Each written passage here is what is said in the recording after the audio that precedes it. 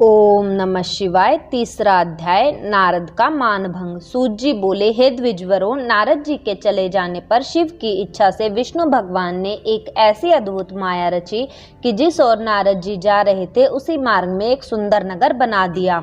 उस नगर के राजा का नाम शीलनिधि था। उस राजा की एक कन्या थी, उसका स्वयंवर था। उसमें देश देशों के बहुत से युवक राजा वहां आए हुए थे और बड़ी चहल पहल हो रही थी। इस नगर की शोभा को देखते ही नारद जी का मन मोहित हो गया। जब राजा ने नारद जी को आते देखा तो उन्हें सादर प्रणाम करके स्वर्ग सिंहासन पर बैठाकर उनकी पूजा की और अपनी देव सुंदरी कन्या को बुलाकर उनके चरणों में प्रणाम कराया और बोले, हे मुनिराज, आप सर्वश्रेष्ठ त्रिकालज्ञ हैं, अतः आप अपने हृदय में विचार कर इस कन्या के गुण एवं दोषों को कहिए। राजा के ऐसे वचन सुनकर नारद जी बोले, हे राजन, आपकी कन्या भगवती है। इसका पति तो त्रिलोकीनाथ, तीनों लोकों में विजय पाने वाला, शिव जी के समान वीर, कामदेव को जीतने वाला महायशस्वी होगा। यह कहकर नारद जी चलने लगे, परंतु शिव माया से मोहित होकर कामासक्त होने के कारण रुक गए। तब उनके मन में यह विचार उत्पन्न हुआ कि यह कन्या मुझे प्राप्त हो जाए तो अच्छा है, परंतु मुझे इसको पाने के लिए क्या उपाय करना चाहिए, क्योंकि इन राजाओं के आगे भला यह कन्या स्वयंवर में मुझे किस प्रकार वरेगी। हाँ, एक उपाय है कि मैं विष्णु भगवान का रूप लेकर जाऊं तो अवश्य कार्य सिद्ध हो जाएगा। यह विचार कर नारद जी फिर विष्णु लोक में जा पहुँचे और विष्णु भगवान को नमस्कार कर बोले, हे भगवान, राजा शीलनिधि की कन्या अत्यंत सुंदरी है, उसका स्वयंवर हो रहा है, अतः मेरी इच्छा है कि उसका विवाह मेरे साथ हो जाए, इसलिए आप कृपा करके अपना रूप मुझे प्रदान कर दीजिए। विष्णु भगवान बोले, हे नारद, आप वहां अवश्य ही जाएं, मैं आपका हित उसी प्रकार करूंगा जिस प्रकार रोगी कुपथ्य मांगता है परंतु वैद्य उसे नहीं देता, इसी प्रकार मैंने भी आपका हित विचार रखा है। यह कहकर परम दयालु भगवान ने नारद जी को वानर का रूप देते हुए कहा, हे नारद जी, मैंने आपको श्री हरि का रूप दे दिया है।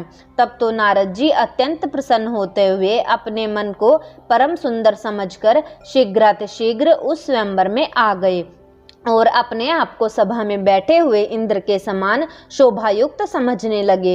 उस सभा में रुद्रगण ब्राह्मण के रूप में बैठे थे। वे इस भेद को भली भांति जानते थे। श्री नारद जी का वानर रूप केवल कन्या को ही दिखाई दे रहा था, बाकी सब नारद जी का वास्तविक रूप देख रहे थे।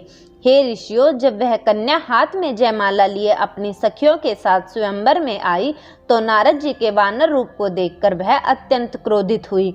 वह कन्या नारद जी की ओर तो भूल कर भी नहीं गई और जब उसे अपने योग्य कोई भी वर दिखाई नहीं दिया तो वह बहुत ही उदास हुई। थोड़ी देर बाद स्वयं विष्णु भगवान भी वहां आ पहुंचे, परंतु उनका विष्णु रूप किसी को दिखाई नहीं देता था। तब तो उस कन्या ने प्रसन्न होकर वह जयमाला भगवान के गले में डाल दी और विष्णु भगवान भी तुरंत उस कन्या को लेकर अपने लोक को चले गए।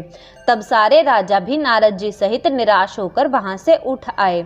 उस समय ब्राह्मण रूपधारी उन दोनों रुद्रगणों ने आकर कहा, नारद जी, आप कामदेव की माया से मोहित हो, इसी कारण आप कन्या को वरने की व्यर्थ अभिलाषा कर रहे हो। आपका बानर जैसा भयंकर मुख है, जरा इसको तो देखो। यह सुनते ही नारद जी ने दर्पण में अपना मुख देखा तो अपना वानर जैसा रूप देखकर एकदम क्रोध से भर गए। अपने सामने खड़े हुए दोनों रुद्रगणों को यह शाप दे डाला कि तुम दोनों ने ब्राह्मण रूप होकर मेरी हंसी उड़ाई है, इसलिए तुम ब्राह्मण कुल में पैदा होकर राक्षस बन जाओ। रुद्रगणों ने इस शाप को शिरोधार्य कर लिया और नारद जी ने कुछ भी नहीं कहा। अगर आपको हमारी वीडियो अच्छी लगी तो इसे लाइक करें, शेयर करें और पूरी शिव पुराण पाठ के लिए चैनल को सब्सक्राइब करके प्लेलिस्ट ज़रूर चेक करें। धन्यवाद। हर हर महादेव।